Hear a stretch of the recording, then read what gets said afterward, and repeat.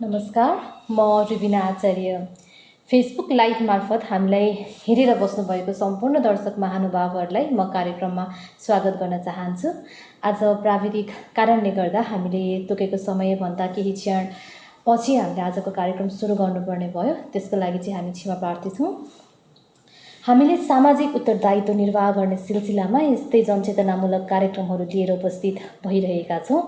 आजको यस कार्यक्रममा हामी गिजा सम्बन्धी हुने विभिन्न समस्याहरू र दन्त प्रत्यारोपणको बारेमा जान्नुपर्ने कुराहरू यस्तै विषयवस्तुहरूलाई लिएर उपस्थित भएका छौँ र आज हामीसँग जोडिनु भएको छ चितवन मेडिकल कलेजको गिजा रोग विशेषज्ञ डाक्टर एरिका श्रेष्ठ। नमस्ते म्याम। मैले चाहिँ कार्यक्रम सुरु गर्न चाहेँ यो पहिलो प्रश्नबाट।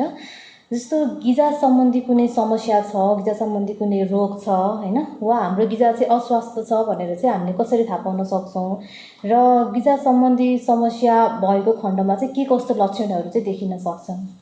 यो धेरै जसो बिरामीलाई चाहिँ थाहा नै हुँदैन कि गिजाको समस्या छ कि छैन भनेर। त्यो थाहा नभएपछि चाहिँ कतिले उपचार पनि खोज्दैनन् हैन। यो गिजाको डिजिज, गिजाको रोग या हामीले पेरियोडन्टल डिजिज भन्छौँ, यसको चाहिँ थुप्रै लक्षणहरू हुन्छ हैन। जसरी हामीले घर बसेर पनि हाम्रो 2-3टा लक्षणहरू चाहिँ हामीले थाहा पाउन सक्छौँ। त्यसमध्ये सबसे पहिला चाहिँ हो हाम्रो ब्लिडिङ गम्स भनेको हाम्रो गिजाबाट रगत आउने हैन। केही खाँदाखेरि, केही ब्रस गर्दाखेरि, केही अड्केको छ भने त्यो कारणले गर्दाखेरि हाम्रो गिजामा रगत आउँछ भने हाम्रो गिजामा समस्या हुन्छ।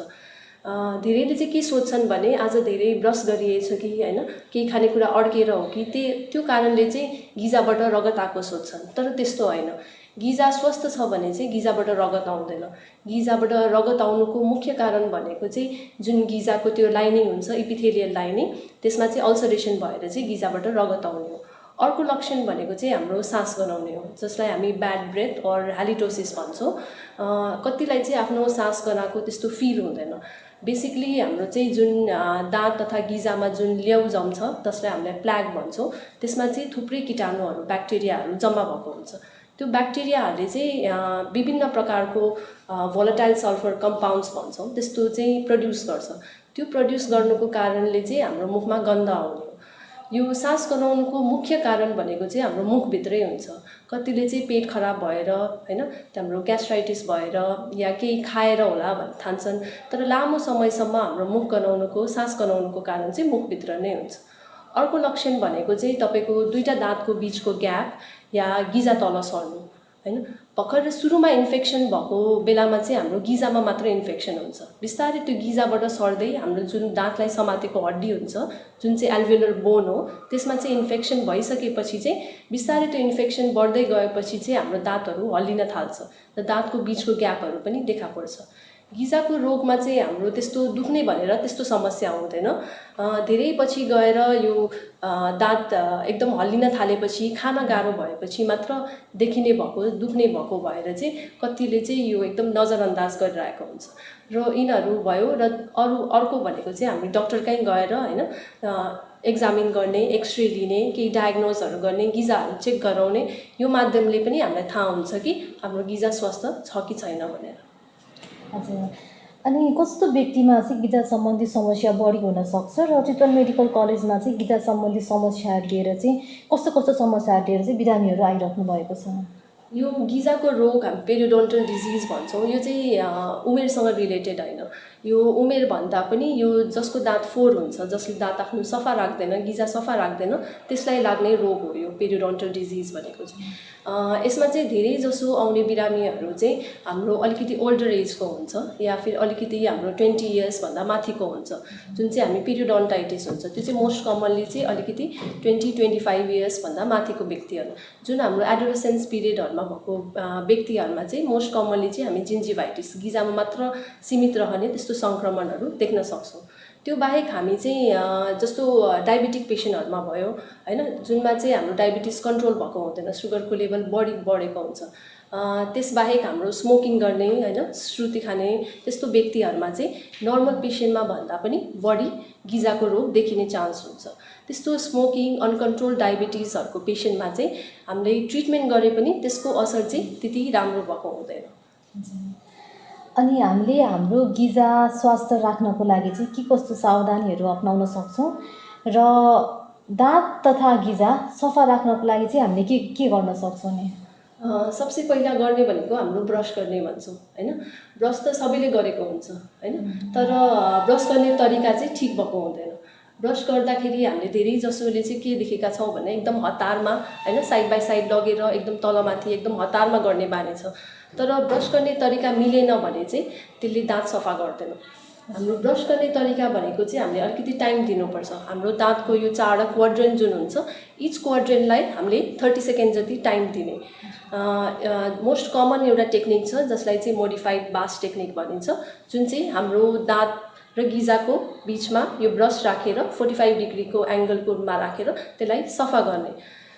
जस्तै इक्जाम्पल हामीले काहीँ सफा गर्दाखेरि हामीले यसरी त गर्दैनौँ नि होइन, त्यसरी सफा गर्छौँ नि, त्यस्तै तरिकाले हामी दाँत पनि त्यही अनुसार सफा गर्नुपर्ने हुन्छ।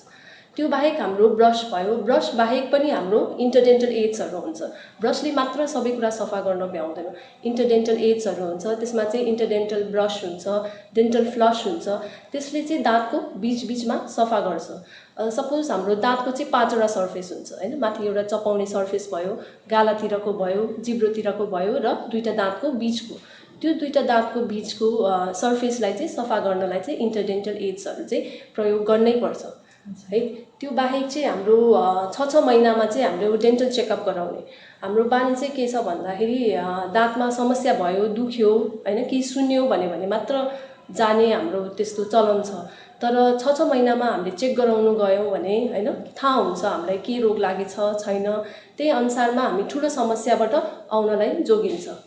त्यो बाहेक केही खानेकुरा खाएपछि कुल्ल गर्ने बानी, केही खानेकुरा खाएपछि कुल्ल गर्ने, र अर्को भनेको धुम्रपान र श्रुतिहरू त्यस्तो नखाने। तिनीहरू चाहिँ हाम्रो प्रिभेन्टिभ मेजर्सहरू भयो। अब हामीलाई गिजा सम्बन्धी समस्या भइसक्यो वा कुनै रोग लागिसक्यो गिजा सम्बन्धी भने चाहिँ के कस्तो उपचारहरू चाहिँ उपलब्ध छन् होइन? अनि चितवन मेडिकल कलेजमा पनि हामीले गिजा सम्बन्धी समस्या भएको खण्डमा चाहिँ कस्तो कस्तो सेवा सुविधाहरू चाहिँ दिँदै आइरहेका छौँ? गिजाको रोग चाहिँ मेनली 2 प्रकारको हुन्छ। सुरुमा भनेको चाहिँ हाम्रो जिन्जिभाइटिस भन्छौँ, जुन सामान्य यो गिजामा मात्र सीमित रहन्छ, सफ्ट टिस्युमा मात्र सीमित रहन्छ। त्यस्तो भयो भने जिन्जिभाइटिस मात्रै छ भने चाहिँ हामीले कुनै डेन्टल प्र्याक्टिसनर कहाँ गएर होइन राम्रोसँग सफा गऱ्यो भने त्यो ठिक हुन्छ। तर त्यति बेलासम्म नि जिन्जिभाइटिस पनि हामीले ट्रिट गरेनौँ भने त्यसपछि त्यो इन्फेक्सन झन् अझै बढ्दै गएर हाम्रो भित्रको हड्डीमा सङ्क्रमण हुन्छ। त्यसलाई चाहिँ हामी पेरियोडन्टाइटिस भन्छौँ। त्यस्तो अवस्थामा चाहिँ गिजाको विशेषज्ञलाई हामी रेफर गर्छौँ। त्यसपछि पेरियोडन्टाइटिसको चाहिँ डिफ्रेन्ट स्टेजेसहरू हुन्छ, माइल्ड, मोडरेट, सिभियर होइन। त्यही अनुसारमा कति डिपसँग गएर हामीले सफा गरिन्छौँ, त्यसलाई चाहिँ हामी रुट प्लेनिङ भन्छौँ। कुनै कुनै केसमा चाहिँ हाम्रो गिजालाई खोलेर पनि सफा गर्नुपर्ने हुन्छ, जस्तै फ्ल्याप सर्जरीहरू। त्यस्तै विभिन्न यो गिजा सम्बन्धित हाम्रो शल्यक्रियाहरू छ, जस्तै हड्डी खिएको छ भने त्यहाँ हड्डी फेरि राख्ने, त्यस्तोलाई बोन ग्राफ्टिङ भनिन्छ होइन। गिजा तल झरेछ भने होइन, गिजालाई माथि सर्ने, त्यस्तोलाई रुट कभरेज। यो सम्पूर्ण सेवाहरू चाहिँ हाम्रो चितवन मेडिकल कलेजमा उपलब्ध छ। 2टै सर्जिकल, नन सर्जिकल 2टै ट्रिटमेन्टहरू चाहिँ उपलब्ध छ। हजुर, यो हामीले दाँत सफा गर्दा जुन सुनिरहेका छौँ नि होइन, दाँत सफा गर्दा चाहिँ यिनीहरू यो खिन्छ, दाँत कमजोर हुन्छ होइन, दाँत सिरिङ हुन्छ वा सिरिङ हुने गरेकै बिरामीहरू हुनुहुन्छ भने चाहिँ अझ बढ्न सक्छ, यस्ता डरहरू चाहिँ आम मानिसहरूमा छ। यसको बारेमा चाहिँ तपाईँ के भन्न चाहनुहुन्छ? यो हाम्रो गिजाको रोग लाग्नुको मुख्य कारण भनेको चाहिँ हाम्रो यो प्ल्याग हो, जुन चाहिँ हाम्रो त्यो लेउ लाग्छ। त्यो लेउ चाहिँ हाम्रो दाँतमा टाँसेको हुन्छ। त्यो सफा गरेन भने बिस्तारै त्यो लेउ चाहिँ हाम्रो जम्दै जान्छ, त्यसलाई चाहिँ हामी क्याल्कुलस भन्छौँ है। धेरै जसो के हुन्छ भन्दाखेरि हाम्रो गिजा पहिल्यै तल सरिसकेको हुन्छ, बिस्तारै तल सर्दै जान्छ र त्यो जुन क्याल्कुलस छ, जुन त्यो साह्रो जमेको त्यो लेउ छ, त्यसले चाहिँ ठाउँ ओगट्छ। जब हामी स्केलिङ गर्छौँ, स्केलिङ भनेको चाहिँ हाम्रो एउटा अल्ट्रासोनिक मेसिन हो होइन। अल्ट्रासोनिक मेसिनद्वारा हामीले चाहिँ दाँत सफा गर्ने हो। त्यो बिस्तारै त्यो लेउहरू, त्यो क्याल्कुलसहरू रिमुभ गर्दा चाहिँ के लाग्छ भने गिजा तल सरेको जस्तो झन् धेरै फिल हुन्छ। तर त्यस्तो स्केलिङले गर्दा होइन कि यो पहिल्यै इन्फेक्सन भइसकेर त्यो कारणले गर्दाखेरि चाहिँ गिजा तल सरेको होइन, सेन्सिटिभिटी बढेको जस्तो हुन्छ। तर त्यो क्रममा पनि हामीले दाँत सफा गरेनौँ भने चाहिँ बिस्तारै त्यो सङ्क्रमण अझै बढ्दै गएर हाम्रो दाँत निकाल्नुपर्ने पनि अवस्था हुन्छ। हामीले जस्तै यो दन्त प्रत्यारोपणको कुरा गर्नुपर्दा चाहिँ दन्त प्रत्यारोपण भनेको के हो होइन, कस्तो कस्तो अवस्थामा चाहिँ दन्त प्रत्यारोपण गर्न आवश्यक छ, अनि चितवन मेडिकल कलेजमा चाहिँ दन्त प्रत्यारोपण सम्बन्धी के कस्तो सेवा सुविधाहरू चाहिँ उपलब्ध छन्, अलिकति थप जानकारी दिनु अनुरोध गर्न चाहन्छु। दन्त प्रतिरोपण भनेको चाहिँ जरा रोप्नु जस्तै हो है। दाँत नभएको ठाउँमा चाहिँ दाँत राख्ने विभिन्न तरिका हुन्छन्। एउटा चाहिँ झिक्ने लगाउने दाँत भयो, जुन हामी रिमुभेबल अप्लायन्स भन्छौँ। अर्को चाहिँ झिक्न नमिल्ने दाँत, त्यो भनेको फिक्स भयो होइन। त्यो फिक्स राख्दाखेरि पनि हामीले दुईवटा साइडको दाँतलाई त्यसको सहायताले राख्छौँ, त्यसलाई चाहिँ ब्रिज भन्छौँ। त्यो बाहेक अर्को एउटा तरिका भनेको चाहिँ दन्त प्रतिरोपण हो, जुन चाहिँ जरा रोप्ने। त्यो जरा चाहिँ मोस्टली हाम्रो टाइटेनियमको हुन्छ, त्यो टाइटेनियमको हुन्छ र त्यो सुरक्षित पनि हुन्छ। र दाँतको हड्डीमा जहाँ त्यो ग्याप छ, जहाँ दाँत मिसिङ छ, त्यहाँ चाहिँ हामीले त्यो टाइटेनियमको जरा फिट गरेर केही टाइमको लागि छोड्छौँ होइन। 3 देखि 4 महिना, हेरी कहिले 6 महिनासम्म त्यतिकै छोड्छौँ। त्यसपछि बिस्तारै त्यसको वरिपरि हड्डीहरू चाहिँ बिस्तारै बढ्दै जान्छ। त्यसलाई चाहिँ हामी अस्टियो इन्ट्रिगेसन भन्छौँ होइन। त्यो बिस्तारै त्यो हड्डी बढिसकेपछि त्यो जरा चाहिँ टाइटेनियमको जरा चाहिँ पुरै फिक्स भइसकेपछि त्यसको माथिबाट चाहिँ हामी नक्कली दाँत राख्ने हो। यो पनि एउटा जुन यस्तो केसहरूमा स्पेसली होइन, एउटा मात्र दाँत मिसिङ छ या भर्खरै हुनुहुन्छ, केही एक्सिडेन्टको कारणले दाँत झरेको छ या कुनै सपोर्ट छैन अगाडि पछाडिको दाँत, त्यस्तोमा चाहिँ विशेष गरी चाहिँ यो डेन्टल इम्प्लान्ट भन्छौँ, त्यसको चाहिँ एकदम धेरै बढी नै युज छ।